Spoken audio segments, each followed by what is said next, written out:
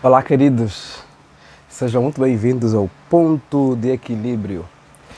Eu sou Israel Miranda e nós estamos fazendo uma série de devocionais na parábola de Jesus que fala a respeito dos filhos pródigos, ou a parábola do filho pródigo. E nós estamos agora no devocional de número 6. A gente tem se esforçado para tentar fazê-lo todos os dias, mas às vezes não consigo, porque de manhã eu preciso fazer um movimento com relação a levar o meu menino, então às vezes eu acabo não conseguindo gravar, como no caso de ontem, mas hoje está dando certo. E eu quero muito falar com vocês sobre ilusões, falsas promessas. A parábola do filho pródigo, a parábola dos filhos pródigos, é uma parábola também que nos dá indícios do quanto alguns caminhos que nós trilhamos, escolhemos, são caminhos que nos prometem uma série de coisas e não entregam aquilo que prometem.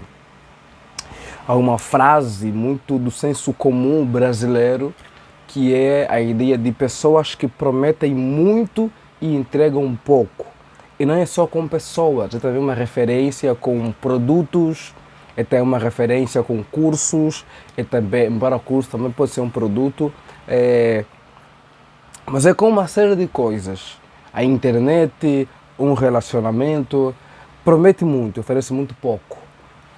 Pessoas que prometem muita coisa e quando você de fato se entrega aquilo, você percebe que o que ela oferece não é tudo aquilo que ela prometia. E me parece que quando eu leio essa parábola eu percebo isso claramente. O filho mais novo, por exemplo, ele está na casa do pai e ele decide claramente deixar a casa do pai para ir a uma terra longínqua e viver ali dissolutamente. Ele se entrega a uma vida pregressa, a uma vida de desbunda, a uma vida de prodigalidade, a uma vida com uma suposta liberdade. E aqui está a primeira falsa promessa da parábola. É a promessa de que se este moço se entrega a uma vida que ele se consideraria independente, a uma vida de desbunda, de fazer o que quer, de andar como quer, de vestir como quer, e então viver, se entregar aos desejos carnais, parece que ele vai estar feliz, vai estar completo, vai ter se encontrado, vai encontrar sentido para a vida e é uma alegria extraordinária, uma felicidade. Essa é a ideia de que ele vai com o que ele tem e ele então vai gastar o que ele tem como ele quer. Ele vai se entregar a viver como lhe apraz, a fazer o que lhe apetece fazer. Eu sou agora independente, eu sou agora livre. E então ali uma aparente liberdade que agora o completa, que agora o satisfaz, que agora é plena. Mas não é bem assim o fim da história. No fim da história, após ele se entregar a uma vida, a se entregar aos desejos carnais, após ele se entregar às práticas de vivência, até mesmo de imoralidade, uma suposta liberdade, no fim da história, o moço termina abandonado por aqueles, talvez, com quem curtiu enquanto teve dinheiro e se viu tendo que trabalhar com porcos. E aqui, para o nosso contexto, trabalhar com porco, é trabalho. Mas estamos a falar de um moço que é judeu e está num contexto trabalhando com algo que é considerado como algo muito imundo. E para piorar, ele vai estar numa terra imunda e piorando ainda, ele vai querer comer comida de animais que é comida imunda também. Portanto, o resultado final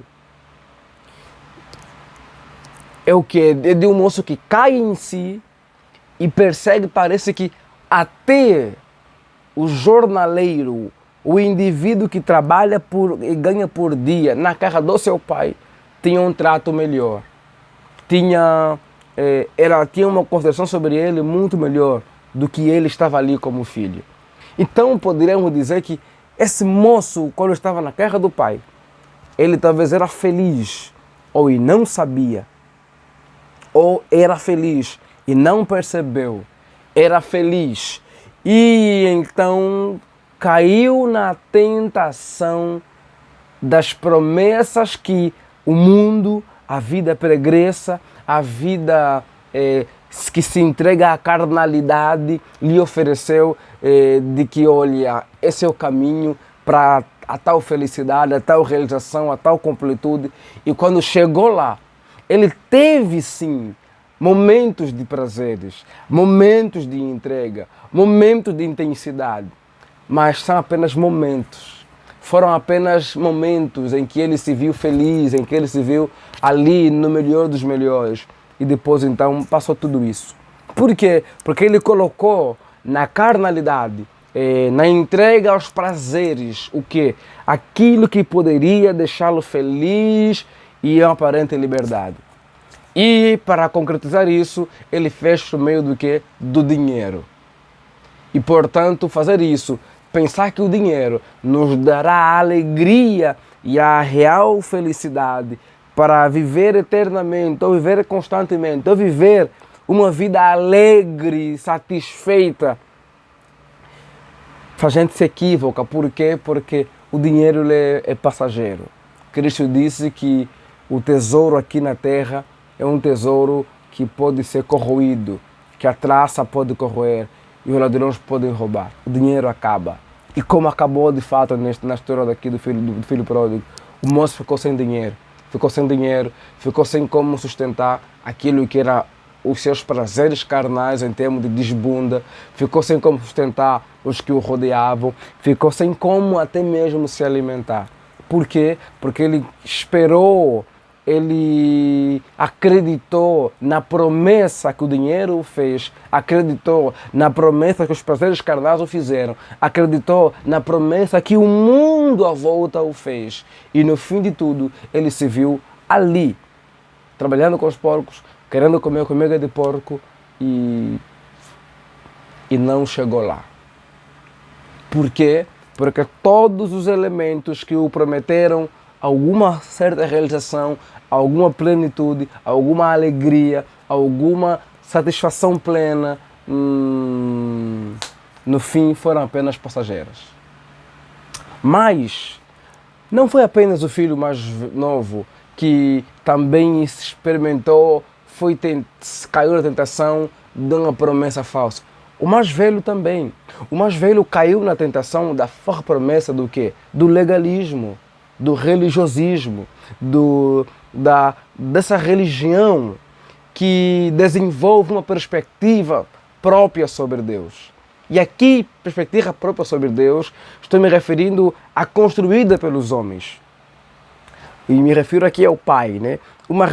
Uma leitura que ele mesmo construiu do Pai. A forma como o Pai se relacionará comigo, a forma como o Pai se lida comigo, lida conosco, é uma construção própria dele. Mas como? Sim, ele construiu a ideia de que, trabalhando para o Pai, servindo o Pai, ele então mereceria diante do Pai o que é de resposta um cabrito, de resposta alguma bênção, de resposta algum presente.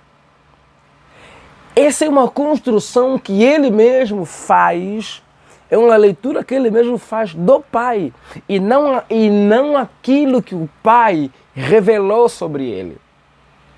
Porque o legalismo é isso, o legalismo e não só é uma construção que nós mesmos fizemos daquilo que Deus espera de nós, daquilo que deveria ser a nossa relação com o próprio Deus, e não a preocupação coerente com aquilo que o próprio Deus revela sobre si, revela sobre a nossa relação com Ele. Então essa perspectiva que o filho mais velho tem do seu pai o cegou de tal forma que ele passou a achar que ele merecia alguma coisa, porque na cabeça dele, a relação dele com o pai passava pelo quê? Pelo fazer por merecer. Uma certa barganha que colocava no pai o dever de o dar um cabrito, porque ele trabalha muito, ou no mínimo dele ser meritocrata ou então merecedor do que é de alguma dádiva, algum presente do pai, ou algum cabrito do pai, porque ele é um filho exemplar, é um filho dedicado, é um filho que trabalha, portanto é um filho que merece ser abençoado e correspondido. E no fim das contas, essa perspectiva que ele mesmo cria, que é dos homens, o legalismo, esse religiosismo, essa invenção humana, essa perspectiva dos homens, que não é revelacional, que não é o da revelação, que ou então no mínimo é uma interpretação equivocada da revelação. É óbvio que todos nós fizemos leituras do próprio Deus a partir do nosso contexto, a partir da nossa experiência, a partir do locus em que estamos, a partir da experiência que temos. Mas nós devemos nos esforçar a não permitir que o locus domina totalmente, rouba aquilo que é de fato, por exemplo, a leitura do Evangelho. O Evangelho, ou o que o próprio Deus diz a respeito de si, e diz a respeito da nossa relação com Ele. Por quê? Porque senão, aquilo que nós criamos, o Deus que criamos, a nossa imagem, ou então pelo menos a relação que nós criamos com Deus a partir de nós, daquilo que achamos que é, vai nos prometer muitas coisas. O legalismo promete muitas coisas. A barganha com Deus promete muitas coisas. A teologia da prosperidade promete muitas coisas. Essas teologias humanistas, algumas delas também, prometem algumas coisas sobre o nosso Deus que Deus não está prometendo. E a gente cai nessas promessas falsas. E o fim, somos desiludidos. O filho mais novo foi desiludido porque teve uma experiência que no fim deu no que deu. E o filho mais velho também foi desiludido porque no fim não saíram as coisas como ele esperava, como ele perspectivava, como ele ansiava. Por quê? Porque Deus tem o seu caminho. Portanto, nem o caminho do filho mais novo, destas promessas da carnalidade, da promessa do dinheiro, da promessa da independência, da promessa da entrega àquilo que é carnal, e no fim o resultado é uma insatisfação porque eles não poderão nos completar, mas também nem a promessa do legalismo, da leitura nossa do próprio Deus, da nossa própria perspectiva, que nós inventamos, que nós criamos como legalismo, como a teologia da prosperidade, que no fim não poderão suprir e responder os anseios que nós temos. E qual é o caminho? O caminho é o caminho da graça de Deus. O caminho é o caminho de nos ancorarmos na graça. O caminho é o caminho de esperarmos e confiarmos em Deus. Não naquilo que achamos que é Deus, não naquilo que achamos que Deus deve fazer, mas naquilo que Ele de fato é, aquilo que é de fato a essência do Criador. Digamos, aquilo que pode suprir nossos anseios. Quem pode suprir o grito da nossa alma? Quem pode suprir nossos desejos? Deus, o único que não nos faz promessas falsas é o Senhor. O único que pode corresponder com plenitude, com suprimento para aquilo que realmente precisamos enquanto indivíduos e seres humanos, é somente o Senhor através da sua graça. É somente o Pai. Mas infelizmente, nós, com muita facilidade, cedemos às falsas promessas e então somos iludidos com elas e depois vem a desilusão. Se você fizer de Deus o que fez o filho mais velho, se você criar em Deus a expectativa que criou o filho mais velho, você vai se decepcionar com Deus. Por quê? Porque o Deus que você está esperando não é o Deus do Evangelho. O Deus que você está perspectivando é um outro Deus. É um Deus que não barganha com a gente. É um Deus que não nos olha com méritos. É um Deus que não nos olha com meritocracia. É um Deus que não nos olha com... que a relação dele conosco não é dependente, não é condicional ao quanto eu fiz, ao quanto eu dei, ao quanto eu estou doando. Isso não quer dizer que anula o fazer, a doação, o trabalhar, o servir. Isso quer dizer que, antes mesmo disso, é a nossa relação de filiação, a graça que nos alcançou.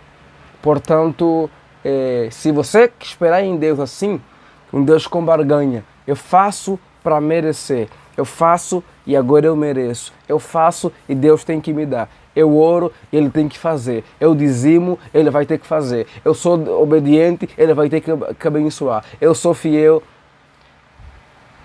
Nós cremos em Deus e muito mais do que no resultado. Nós cremos muito mais em Deus, muito mais do que no resultado. E até aquilo que nós recebemos dele, nós recebemos não porque Ele se viu obrigado a fazer porque nós merecíamos. É pela graça dele.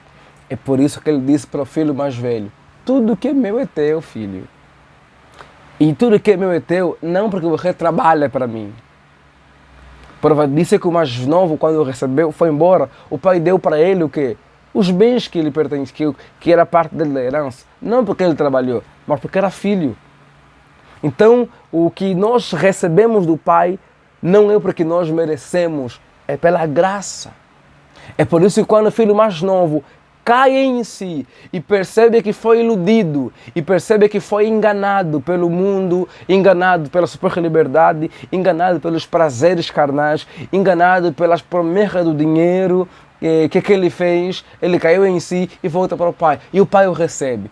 Por que o pai o recebe? Porque é por graça, porque não é por mérito, porque o Deus que nós servimos é um Deus de graça, é um Deus gracioso, é um Deus generoso. E é isso que o filho pródigo mais velho não entendeu. É isso que os religiosos, como os fariseus, como os escribas, não entenderam. Por quê? Porque eles construíram uma ideia da relação deles com Deus numa relação muito meritocrata, uma relação muito quase que de barganha, uma relação legalista da coisa. E então Jesus mostra para eles que aquela leitura deles estava equivocada e era uma promessa falsa. Meu irmão, não ceda às falsas promessas do legalismo, do moralismo, do religiosismo e muito menos ceda às falsas promessas da vida pregressa, da promiscuidade, da vida errada, da vida imoral, do mundão, da carnalidade, de se entregar o dinheiro como se ele fosse aquele que vai responder às tuas demandas. Estará equivocado. O único que pode, de fato, suprir os anseios da alma é o Senhor. É a graça de Cristo. Portanto, nos joguemos, nos descansemos, confiemos, nos entregamos aquilo que Cristo fez por nós na cruz do Calvário. Deus te abençoe. Um abraço. Se inscreva aí no canal, partilhe esse vídeo com alguém e se você puder e quiser também, você pode participar aqui do nosso canal, se tornando membro e assim você pode nos ajudar a melhorar aqui o nosso cenário, com uma boa câmera, com um bom som, com boas luzes e até quem sabe também comprando livros que podem ajudar a fundamentar melhor o nosso trabalho. Um abração, Deus te abençoe e tchau, tchau.